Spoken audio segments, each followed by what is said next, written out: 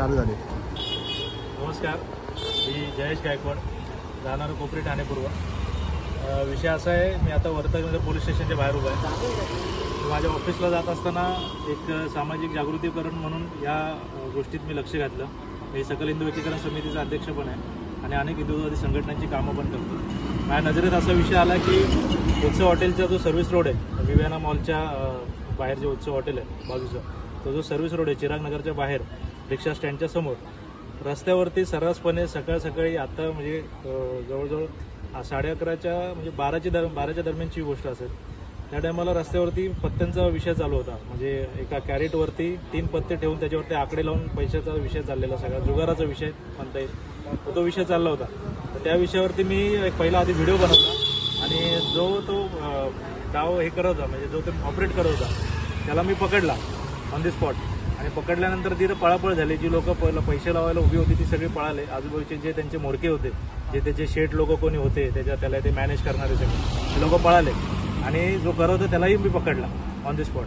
पकडल्यानंतर मी त्याला वर्तकनगर पोलीस स्टेशनला आणत होतो, पण तेवढ्यामध्ये बीटवरती जे साहेब असत, बीटवरती जे राऊंडला जे पोलीस असतात ते मला दिसले। त्यांना म्हटलं विषय असा आहे, याला आपण चौकीला घेऊन जाऊया। तर साहेब काय म्हटलं की आपण उत्सव हॉटेलच्या बीटवरती आपण त्याला घेऊन जाऊ आणि त्याचा जे कोणी आहेत त्यांच्या संबंधित लोकांना आपण बोलून घेऊ।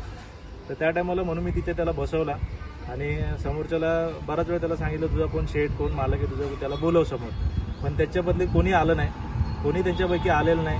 आता जवळजवळ 1-1.5 तास झाला जवळ या गोष्टीला। आता मी शेवटी पोलीस स्टेशनला आलो आणि त्या टायमाला त्या बीटच्या इथून तो जो पोरगा होता, त्या पोराला ज्याला मी पकडला, तो पोरगा गपचूपपणे बाहेरून पळून गेला। पण पळून जायच्या अगोदर त्याचा मोबाईल साहेबांनी घेऊन ठेवला होता। नशीब तो मोबाईल तो ताब्यात आहे पोलिसांच्या आणि त्याच्यामध्ये त्यांनी ज्या शेठला कोणाला फोन केला होता, ज्या भाईला त्यांनी फोन केले होते, कोणाकोणाला फोन केले होते, त्यांच्यापैकी कोणी त्या टायमाला त्या स्पॉटला आलं नाही। त्यामुळे नाईलाजाने आम्हाला इकडे मला पोलीस स्टेशनला यावं लागलं। तर मी हा विषय लोकांपर्यंत पोहोचण्यासाठी ह्या व्हिडिओच्या माध्यमातून हे सांगतो की ठाण्यामध्ये रस्त्यावरती ह्या ज्या गोष्टी होत आहेत हे चालणार नाही आणि जर माझ्या नजरेत कुठे जरी आले त्याच्यावर मी कारवाई करण्याची मागणी करणार। त्यासाठी मी हा व्हिडिओ बनवला।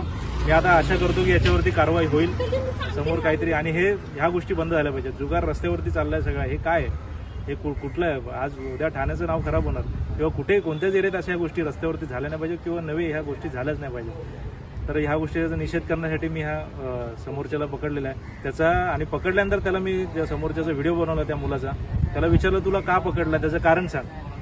तर तो सांगायला तयार नव्हता। आधी तो बोलला आपको मालूम है आपने मेरे को क्यों पकडा है। त्याच्यानंतर मग त्याला म्हटलं तू पकडलाय ना, मग तू माफी माग आणि हे बंद करायचंय, कायमचं बंद करायचं, तुझ्या शेठला बोलव। त्यासाठी मी त्याला बोलू की तू सांग काय विषय।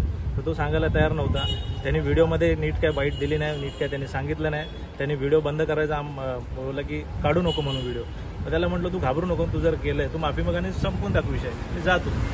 तरी ते केल्याने त्यांनी ॲरोगंटपणे दाखवला। त्यानंतर बाहेर आल्यानंतर तो गपचूपपणे पळून गेला आणि त्याच्यामुळे ही गोष्ट मी आता पोलीस स्टेशनपर्यंत आणली।